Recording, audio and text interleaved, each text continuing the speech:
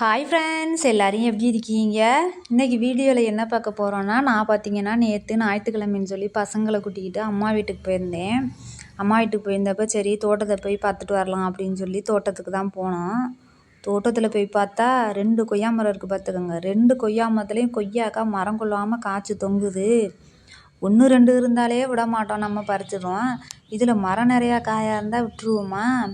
போய் பார்த்தோம்ங்க. நம்மளும் கொஞ்சம் பறிக்கலான்னு பார்த்தா நிறையா பார்த்திங்கன்னா அணில் குருவியெல்லாம் சாப்பிட்டு கடிச்சு தான் இருந்துச்சு. அந்த கடிச்சதெல்லாம் வேணாம் விட்டுட்டோம். நல்லா இருந்ததாக பார்த்து பறிச்சுக்கிட்டோம். நல்லா பழுத்திருந்துச்சு பார்த்துக்கோங்க. நல்லா முழுசாக கொய்யாப்பழத்தை பார்த்திங்கன்னா நல்லா முழுசாக பழுக்கவும் கூடாது. கொஞ்சம் அரைக்காயாக இருக்கப்பயே பறித்து சாப்பிட்டா தான் அந்த கொய்யாக்காய் வந்து டேஸ்ட்டாக இருக்கும். எனக்கு அப்படி தான் பிடிக்கும். அந்த மாதிரி உள்ளதாக பார்த்து பறித்து எடுத்துக்கிட்டோம். கொய்யாக்காயை பார்த்தா பறிச்சுக்கிட்டு இருக்கையிலே பார்த்தா என் அக்கா பையன் மேலே குருவி கூடு இருக்குது, நான் போய் பார்த்துட்டு வர்றேன், அதில் முட்டை இருக்கான்னு சொல்லிட்டு மரத்தில் ஏறிட்டான். மரத்தில் ஏறினவனை என்னடா முட்டை இருக்காடான்னு சொல்லி கேட்டால் முட்டையெல்லாம் இல்லை, இப்போ தான் கூடு கட்டிகிட்டு இருக்குது, வெறும் கூடு தான் இருக்குது, இப்போ தான் கட்டிகிட்டு இருக்குன்னு சொல்லிட்டான். சரி அதை ஒன்றுமே பண்ணாமல் அப்படியே இறங்கி இருந்தடா, நம்ம அடுத்த வாட்டி வரையில் பார்த்துக்கலான்னு சொல்லிட்டு இறங்கி வர சொல்லிட்டோம்.